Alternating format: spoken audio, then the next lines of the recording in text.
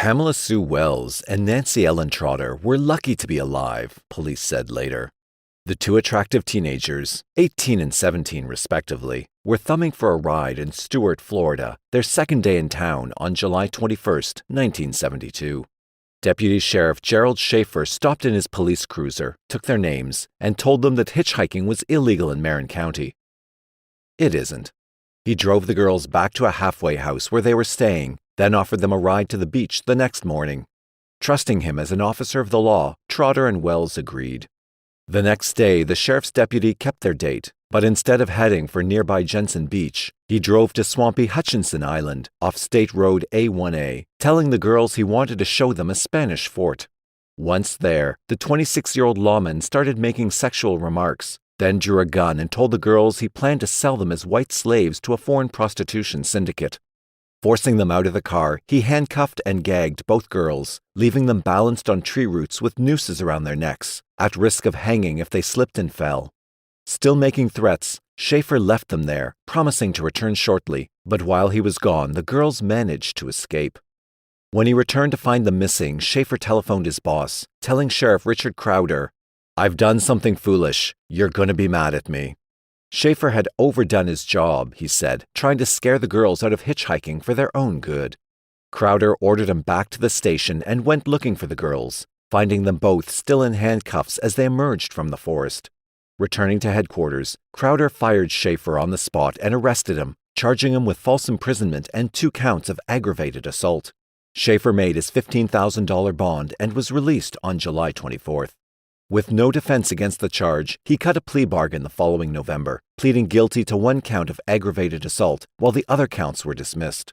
At his sentencing 3 days before Christmas, Judge D.C. Smith pronounced Schaefer a perfect jackass and a thoughtless fool. Schaefer was sentenced to 1 year in jail and 3 years probation.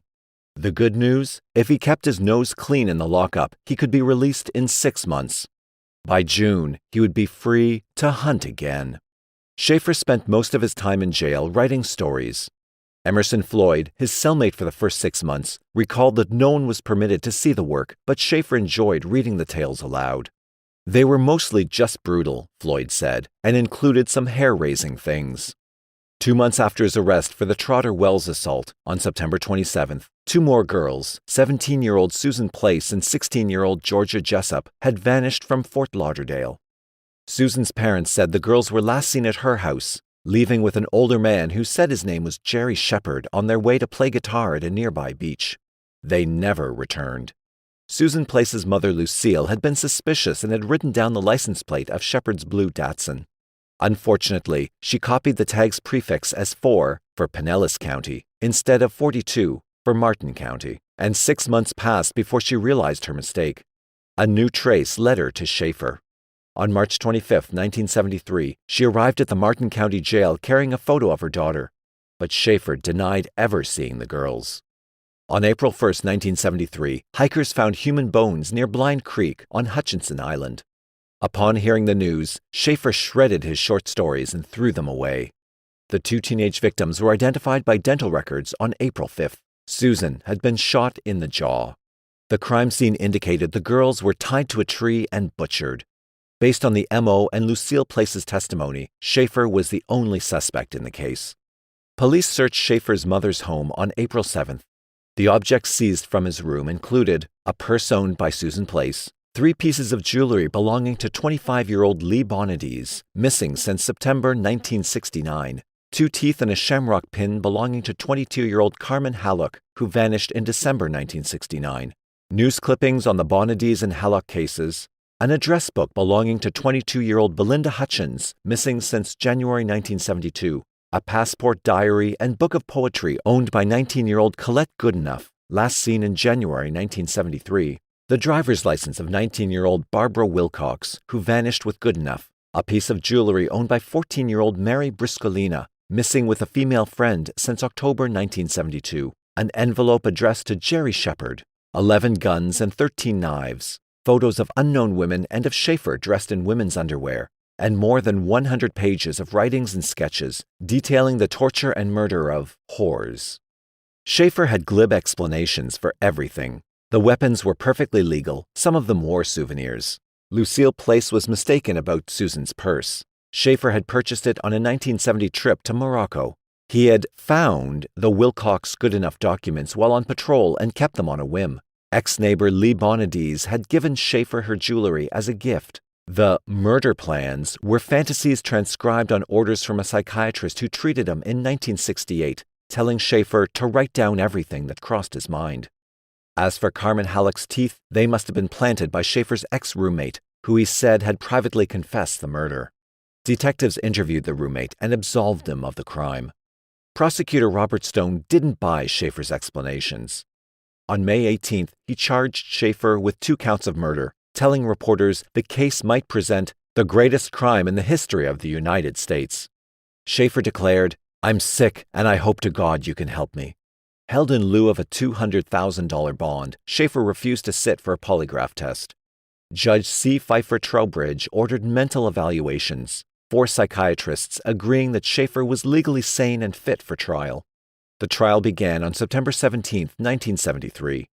Living kidnap victims Nancy Trotter and Pamela Wells appeared for the state, confirming Schaefer's fondness for abducting teenagers and tying them to trees. Lucille Place did her part, describing the last night she had seen her daughter, leaving the house with Schaefer and Georgia Jessup. 3 alibi witnesses testified that Schaefer was home, sick in bed, the night Jessup and Place disappeared, but jurors disregarded that testimony, convicting him on September 27th. The first anniversary of the slayings.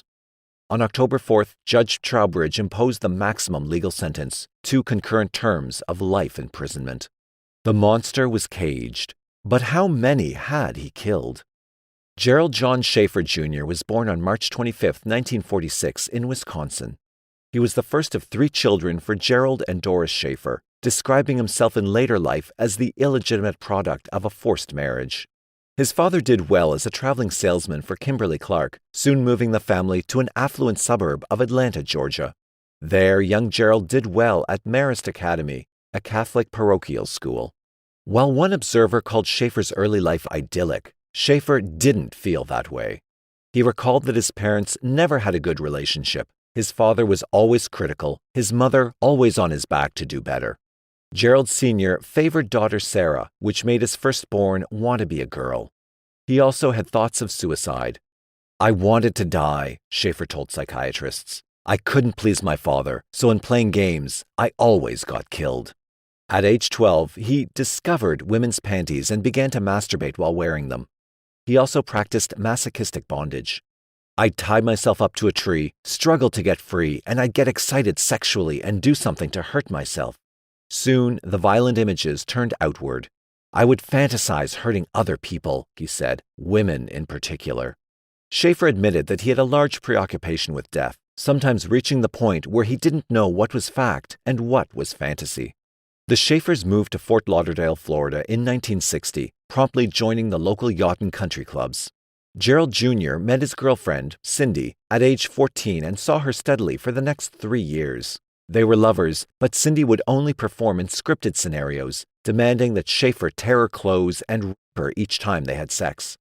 When he balked at continuing the game, in 1964, Cindy dumped him.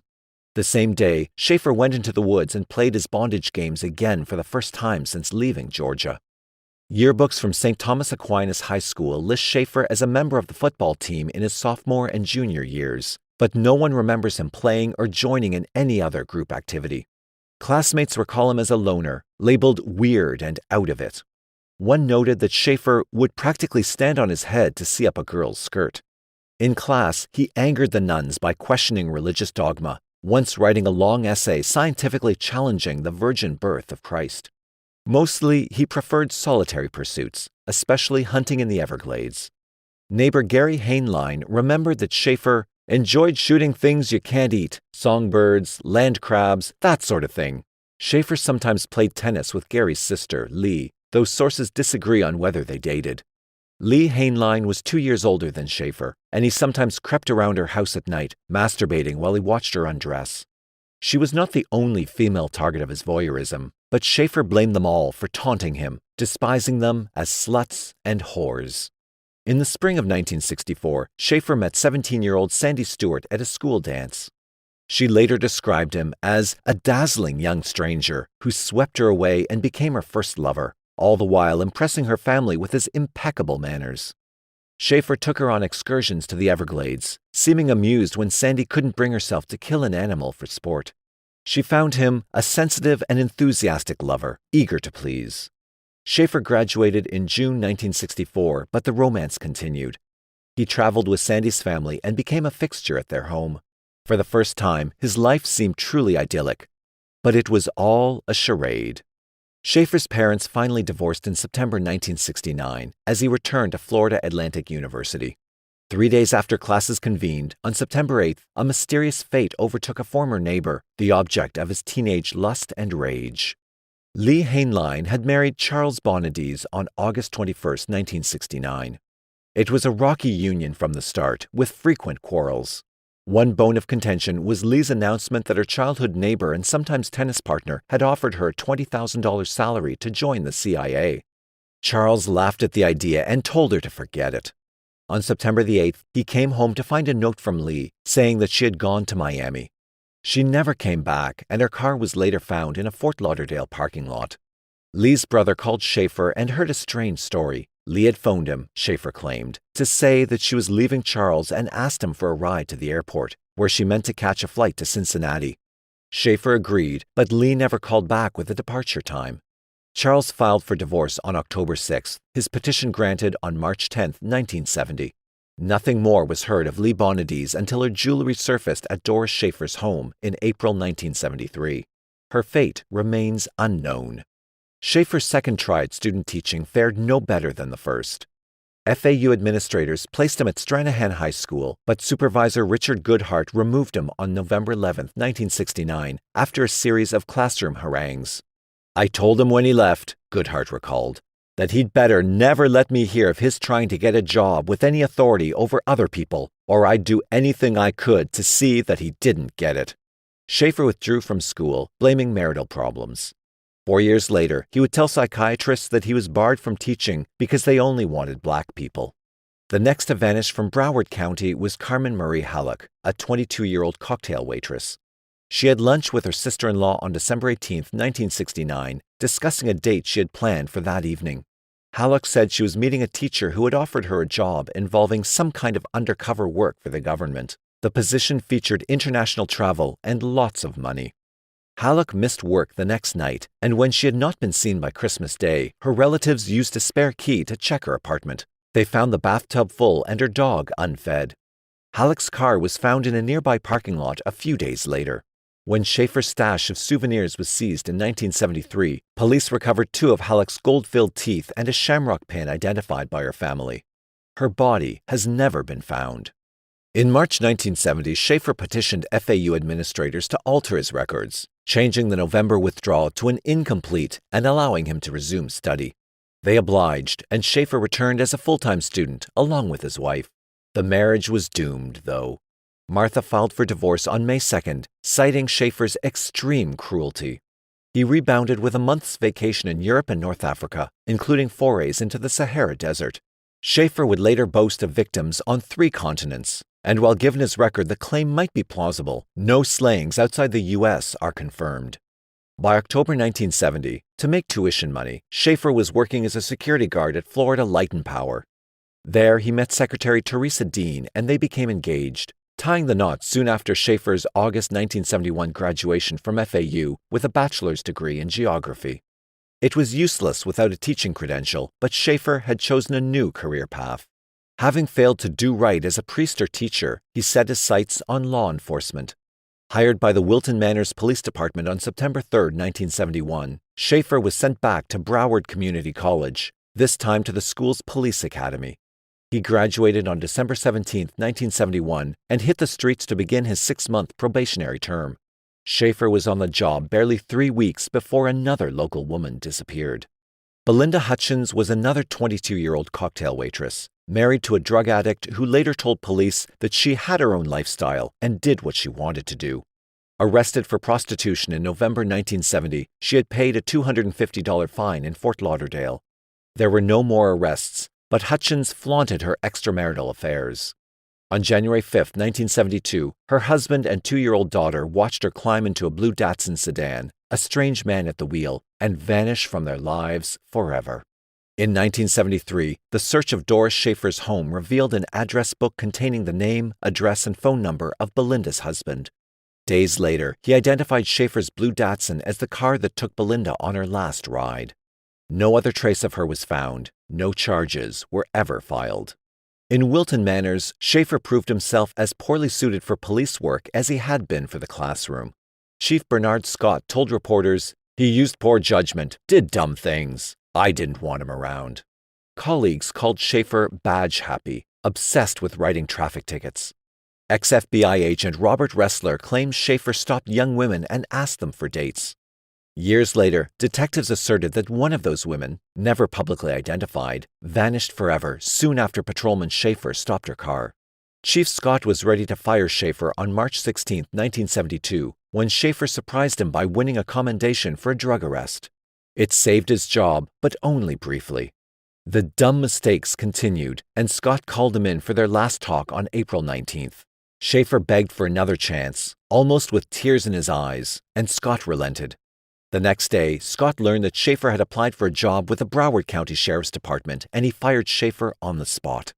There would be no Broward County badge for Schaefer, though. He failed the department's mandatory psychological exam and was rejected. Applications to other local departments set Chief Scott's telephone ringing in Wilton Manors. "I told them," he recalled, "I would put on a uniform and walk the streets myself before I would have 'em back."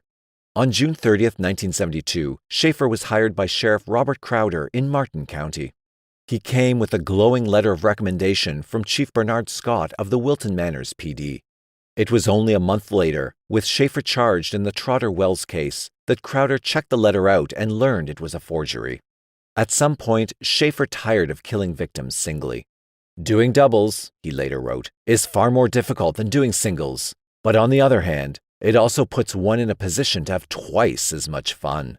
There can be some lively discussions about which of the victims will get to be killed first. When you have a pair of teenage bimbalinas bound hand and foot and ready for a session with the skinning knife, neither one of the little devils wants to be the one to go first. And they don't mind telling you quickly why their best friend should be the one to die." We can't know when Schaefer started doing doubles. 7 years after the fact, his name was linked to the disappearance of 21-year-old Nancy Leichner and 20-year-old Pamela Nader, Pinellas County residents who vanished on a 1966 picnic in the Ocala National Forest. The case remains unsolved, and both women are still missing. A better case exists for Schaefer's involvement in the murders of 9-year-old Peggy Ron and 8-year-old Wendy Stevenson in Papano Beach. Both vanished from the beach on December 29, 1970. A day later, a clerk at a nearby convenience store reported a man buying ice cream for 2 young girls on the previous afternoon. The clerk identified photos of Peggy and Wendy, describing their companion as a white man in his 20s, 6 feet tall, around 200 pounds. The girls remain missing, and Schaefer was never charged, though prosecutors publicly accused him of the crime in 1973. Schaefer denied the slayings publicly, but later confessed in a letter dated April 19, 1989. "I'm annoyed by all this murder talk," he wrote. "Peggy and Wendy just happened along at the time when I was curious about 1930s cannibal Albert Fish's craving for the flesh of young girls. I assure you these girls were not molested sexually. I found both of them very satisfactory, particularly with sautéed onions and peppers." Schaefer was free on bond, awaiting trial for the Trotter Wells abduction in Martin County, when his next known victims were murdered on September 27, 1972. The double slaying of Susan Place and Georgia Jessup would land him in prison for life and would be the only murders for which he was ever tried. Less than 4 weeks after Place and Jessup vanished, on October 23rd, 14-year-olds Mary Alice Briscolina and Elsie Lena Farmer were added to the missing list. Farmer's family reported her missing on October 24th, while Briscolina's waited another week, assuming she had run away from home. Farmer's skeletal remains were found on January 17, 1973, 8 days after Schaefer went to jail, at a construction site near Plantation High School. Briscolina was found on February 15th, 200 yards away. Both girls were identified by dental records. Following the April search of Doris Schaefer's home, Farmer's relatives identified a piece of jewelry taken from the murdered girl. Schaefer was never charged with those murders, but he later admitted the crimes in a letter referring to one of his published stories, titled Murder Demons. "What crimes am I supposed to confess?" he wrote on April 9, 1991. "Farmer? Briscolina? What do you think Murder Demons is? Fiction? You want confessions, but you don't recognize them when I anoint you with them." Schaefer was sentenced for the Trotter Wells assault in December 1972, but he didn't actually enter jail until January 15, 1973. 1 week later, 19-year-old Iowa residents Colette Goodenough and Barbara Ann Wilcox left Biloxi, Mississippi, hitchhiking to Florida. No trace of either girl was seen until April, when searchers found evidence of their fate in Schaefer's stash. Among the items retrieved were Barbara's driver's license, along with Colette's passport, diary, and a book of poems. Skeletal remains of both victims were found at Port St. Lucie in January 1977, but no cause of death could be found and no charges were ever filed. Teresa Schaefer made her one and only prison visit on November 17, 1973, to serve Gerard with divorce papers. Outside the walls, reporters trumpeted that lawyer Elton Schwartz, age 45, was dating Schaefer's 21-year-old wife. He also handled Teresa's divorce, and they were married on November 30th, with Schwartz announcing that his client had suggested the arrangement. Inmate Schaefer, undismayed, maintained correspondence with Schwartz for several years afterwards, waiting nearly a decade to charge the attorney with legal malpractice. Meanwhile, Schaefer was busy exposing another conspiracy, claiming that he had been framed by drug-dealing lawmen and Martin County prosecutors. This, despite his statements to psychiatrists that he enjoyed working for Sheriff Crowder because everybody was honest. In Schaefer's new scenario, he was framed for killing 2 narcotics informants because he refused to play ball with powerful drug lords.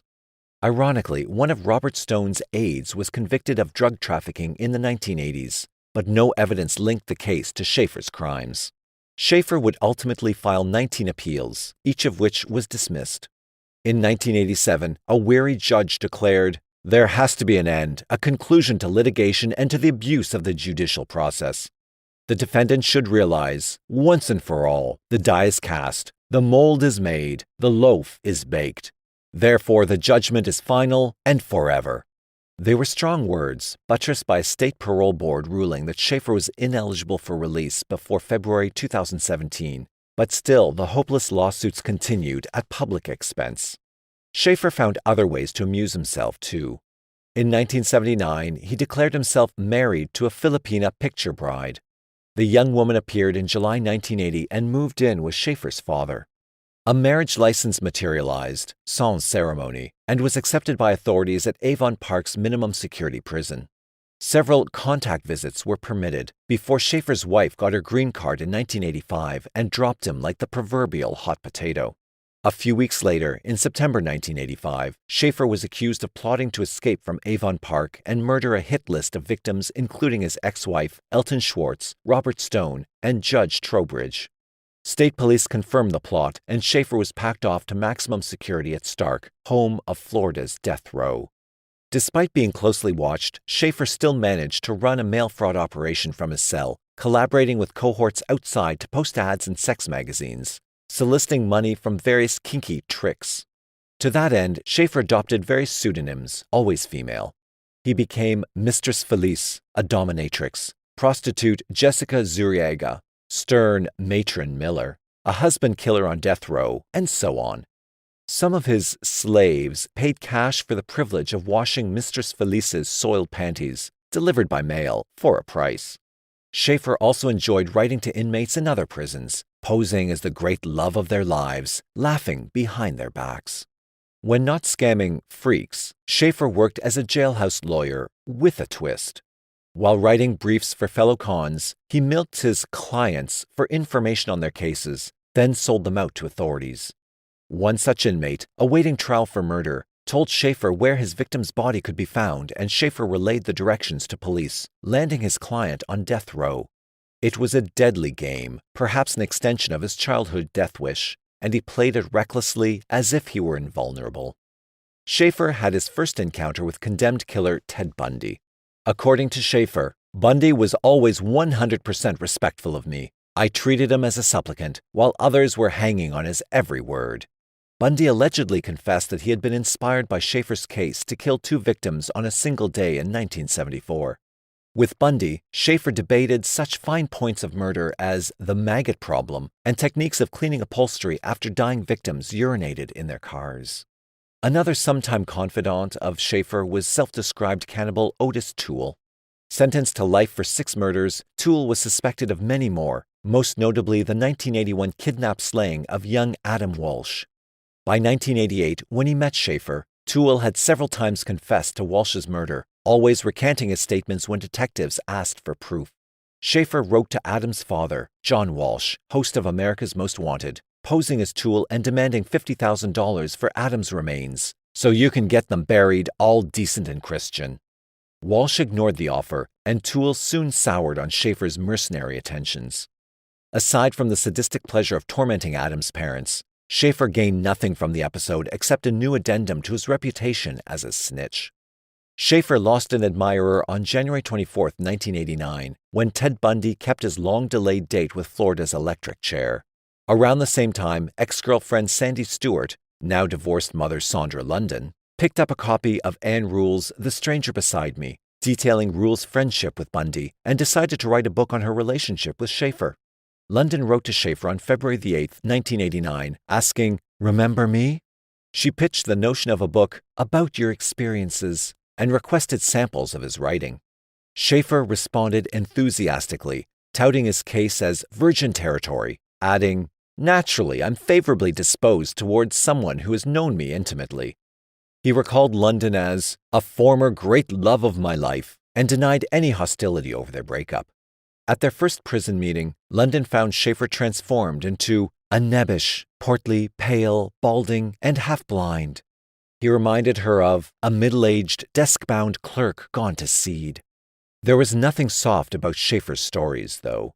They sported macabre titles such as Blonde on a Stick and Flies in Her Eyes. Between March and May 1989, Schaefer sent London 7 grisly tales. She added drawings and fragments of writing seized from Doris Schaefer's home in 1973, releasing the lot as a volume of killer fiction in June 1989. A second book soon followed, along with independent stories, poems, sketches, and a killer serial that aimed to satirize Schaefer's own case. The leading character, a rogue cop who slaughters prostitutes in his spare time. At Stark, a guard examined Schaefer's work and deemed it pornographic filth, confiscating the latest manuscript as contraband, unsuitable for a prisoner.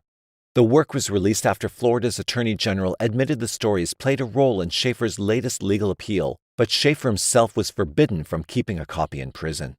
Critics in the press and prosecutor's office branded killer fiction a blueprint for murder, masking details of Schaefer's own crimes in the guise of entertainment. Schaefer worked hard to impress his ex-lover. On one hand, he claimed to be innocent, framed by drug-dealing cops and attorneys who feared his integrity, casting him in a martyr's role. "I let Satan get control of me," he wrote. "I hated evil. I wanted to destroy evil. I went and immersed myself in the battle, but destroyed myself in the process. God saved me by allowing me to be framed by corrupt people." A week later, he wrote, "My battle has been to overcome the problem of serial murder. I believe I have accomplished this through Jesus Christ." He added, "My own personal belief in Jesus assures me of my future as a child of God, but that does not excuse me from helping my fellow man." This he sought to do by writing graphic tales of rape and murder, declaring that, "My reward, if any, will be a spiritual one." The bizarre flip side of that pious facade was Schaefer's effort to pose as a leader of organized crime. On March 21, 1989, he wrote, "I am, factually, a captain of the Dixie Mafia. I have, factually, the power to have you killed. I have, in the past, used these powers." 3 days later, he added, "I am a syndicate man. When I put on my mob sub-chief's hat, I am Don El Tigre, and I can scare the living shit out of you." Where that left Child of God Schaefer was anyone's guess, but he didn't stop with claims of mob connections. Schaefer also insisted, on January 20, 1991, "I am the top serial killer and I can prove it." He was an expert hangman, Schaefer wrote, dispatching victims so quickly that they wouldn't even pee on the rope. Furthermore, he added, "I never at any time required more than 2 strokes to behead a woman. Never. I was absolutely skilled at it. Schaefer was vague on numbers, but once estimated his body count somewhere between 80 and 110 victims. One whore drowned in her own vomit while watching me disembowel her girlfriend, he smirked. I'm not sure that counts as a valid kill. Did the pregnant ones count as 2 kills? It can get confusing. Always, though, he balked at the notion of sex as a motive. I did not have sex problems, Schaefer wrote on March 22, 1989. A problem means you're unhappy, discontented. And again on April 9, 1991. A sex killer I was not. I am unique. I guarantee it. Killer Fiction and its sequels flopped commercially, leaving London short of cash in early 1991. On January 18th, Schaefer proposed marriage, noting that his wife could not be forced to testify, even if I were to show you a basket of severed heads. The next day, he reconsidered, blaming London for his crimes. I will tell you here and now, he wrote, that plenty of your women died because you couldn't help me solve my various crises in 1965. I tried to tell you about it, but you couldn't deal with it. You bolted, abandoned me. That's when it started. Prison officials began intercepting mail between Schaefer and London in March 1991. On May 16th, guards opened a letter and discovered outlines for new stories. They filed a disciplinary report, and Schaefer spent 30 days in solitary for conspiracy to conduct a business from his cell. With book sales stagnant, London sought new avenues of income. Producers for the television show A Current Affair offered her $1,000 for a segment on Schaefer. Reluctantly, Schaefer agreed to an interview with reporter Steve Dunleavy. In place of his frame-up defense, though, viewers heard London proclaim, he was normal, except he had a compulsion to kill. Robert Stone branded Schaefer one of America's worst serial killers ever. Dunleavy called Schaefer a monster and a diseased specimen, closing the segment with a prayer that Schaefer find his hell on earth. We're through, Schaefer wrote London on April 12, 1992, after viewing the program. You've tapped a black hole of genuine rage, and it's focused on you. Just never speak my name to anyone, anywhere, ever again.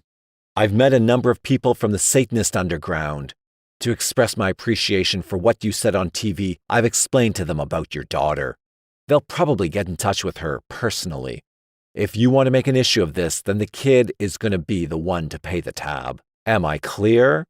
On April 24, 1992, Schaefer wrote to London, I'm poised to sue everyone. I may not win, but I'll break everyone's bank and make the lawyers richer. A month later, on June 19th, he wrote again, this time announcing that he had sold book and film rights to the true story of his frame-up to a major publisher. Schaefer could not resist signing off with a warning. The very next time you say or do anything that causes me problems, I'm going to encourage my dope-addled Satanist pals in Georgia to go pick up your slut daughter and teach her some sex education. London returned to Stark in February 1993, but not to visit Schaefer. This time, the object of her attention was condemned Gainesville Ripper Danny Rolling. Looking beyond his grisly crimes, London found Rolling handsome, charming, and really quite wonderful. The feeling was mutual. The couple soon announced their engagement, although the warden vowed there would be no marriage. Undeterred, London wrote a book about Rolling's case, splitting the proceeds from his prison prose and artwork with Danny's brother. Schaefer learned of London's new romance from prison sources and fired off another letter on February 13, 1993. It read, in part, Hello, whore. The word on the yard is that the queen of the sluts was romancing Danny Rolling.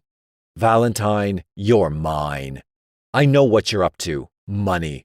You're gonna get Danny Boy fried while you make a buck off his misery, right? Well, go for it. Just make sure you keep my name out of it. This time, instead of Satanists, he threatened London with reprisals from the KKK. London's relationship with Rolling galvanized Schaefer, precipitating his first wave of frivolous lawsuits. Pleading poverty to avoid filing fees, Schaefer issued a series of handwritten complaints, expanding over time to sue virtually everyone who had publicly called him a serial killer. Most of his crimes alleged libel, but some claimed civil rights infringement, pretending that published false charges had stalled his parole. Despite reminders from the state that he was ineligible for release until 2017, courts ranging from Florida to Indiana and New York accepted Schaefer's pleadings and began the slow, expensive process of reviewing each in turn. Cheated of the sadistic pleasure he had once derived from hanging women, Schaefer now found another way to make his victims dance. The jailhouse lawyer cherished an illusion of control over his enemies. One of the first to suffer was Patrick Kendrick, a paramedic and would-be author who spent 5 years researching the case, concluding that Schaefer had slain at least 11 women. Schaefer sued him for $500,000 over comments in a private letter to a friend of Schaefer, posing as a journalist, wherein Kendrick stated that Schaefer had once been accused of 36 murders. That was libel, Schaefer claimed, since prosecutor Stone had mentioned only 34 victims in 1973. Worse yet, Kendrick's letter described Schaefer as a middle-aged, pale and doughy, bookish kind of wimp. Raging from his cell, Schaefer told reporters, "People think prisoners are powerless, that we can't do anything, but I'm showing you I can do a lot. I'm showing him I'm not a wimp." And so it went. In swift succession, Schaefer sued true crime authors Joel Norris, Michael Cartelis, Jay Nash, Michael Newton, and Colin Wilson. Robert Ressler was sued for writing about Schaefer's case and for mentioning him in lectures on serial murder. Forensic dentist Richard Sauviron, who identified Carmen Halleck's teeth in 1973, received a summons for providing photos and fragments of Schaefer's writings to a British magazine. Kentucky academic Ronald Holmes included Schaefer on a list of serial killers, appended to journalist Ann Schwartz's book on Jeffrey Dahmer. In response, Schaefer sued Schwartz, her publisher, Holmes, and the University of Kentucky, urging that Holmes be fired to defer litigation. Despite Schaefer's frequent claim that he never lost a lawsuit, the very opposite was true. Across the board, his claims were dismissed as frivolous or untimely, filed after the statute of limitations for libel actions had expired. In Schaefer v. Colin Wilson, Schaefer's loathsome reputation was declared libel-proof under the law. July 1994 saw him formally branded a serial killer undoubtedly linked to numerous murders by Judge William Steckler in the case of Schaefer v. Michael Newton. Steckler went on to note that Schaefer boasts of the private and public associations he has had based on the reports that he is a serial killer of world-class proportions, and it's only arrogant perversity which propels him towards this and similarly meritless lawsuits. Sandra London bore the brunt of Schaefer's malice. He sued her 3 times, all dismissed, and tried to have her arrested for stealing his literary works valued in excess of $110,000, likewise dismissed. London fought back, petitioning for a protective order, weighting her brief with 500 pages of Schaefer's death threats and murder confessions. Finally barred from writing to London directly, Schaefer penned a furious letter to her publisher on December 5, 1993.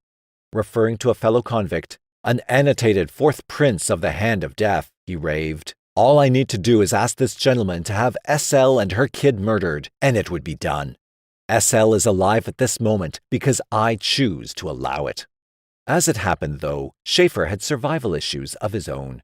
Following the dismissal of his last 2 lawsuits in Florida, he wrote to the appellate court, "While working in the prison law library, plaintiff was attacked by another inmate and stabbed repeatedly in and about the face, body, and hands. Due to the trauma sustained incidental to this attack, plaintiff is now unable to prosecute his appeal. Therefore, plaintiff withdraws the appeal in this case." Things went from bad to worse for Schaefer after the November 1994 attack. Danny Rowling wrote to Sandra London that Schaefer had encountered big-time problems from inmates who pegged Schaefer as a rat and a pain freak and a manipulating snitch. Over the next year, he was harassed by convicts who splashed him with urine and pelted him with feces. Twice his cell was set afire, any surviving papers ruined by the prison's sprinkler system. Trouble also surfaced on the legal front, unrelated to Schaefer's frivolous lawsuits. In fall 1995, Fort Lauderdale homicide investigator Tim Bronson reopened the Halleck, Hutchins, and Bonadies cases, reviewing the files with an eye toward prosecuting Schaefer for 1 or more slayings. Bronson hoped one indictment might persuade Schaefer to cut a plea bargain and close all 3 cases. Cautiously optimistic, he telephoned Stark on Friday, December 1, 1995, and made arrangements to interview Schaefer on Monday. But he never got the chance. On Sunday, December 3rd, prison guards found Schaefer slaughtered in his cell. His throat was slashed and he had been stabbed 42 times around his head and neck. A bloody handprint on the wall of Schaefer's cell appeared to be the only clue. 2 months later, on February 1, 1996, prison officials filed a murder charge against 33-year-old Vincent Faustino Rivera, confessed slayer of 2 Hillsborough County victims, who had begun serving a sentence of life plus 20 years in January 1991. According to the state scenario, Rivera and Schaefer had quarreled after Schaefer took the last cup of hot water from a dispenser on their cell block. Rivera had brooded a while, then settled the argument with a homemade shank. Or had he? In November 1996, Rivera wrote to Sandra London, pleading innocence and claiming that the bloody print from Schaefer's cell matched neither Schaefer nor himself. Schaefer's mother and sister accused Otis Toole of the murder, alleging that Toole had felt threatened by Schaefer's ongoing efforts to help the Walsh family recover young Adam's remains. The National Enquirer reported that Schaefer had arranged to speak with detectives concerning the case, angling for a transfer back to Avon Park if he could produce Adam's bones. Toole denied any role in Schaefer's slaying, and the Walsh case remained officially unsolved at Toole's death from cirrhosis in September 1996. Justice moved slowly for Vincent Rivera. On June 8, 1999, 3.5 years after Schaefer's death, Rivera was convicted of second-degree murder, sentenced to an additional 53 years and 10 months. With life plus 20 on his plate beforehand, it was what lifers called a freebie. As for Schaefer's major book and film deals, they were merely so much smoke.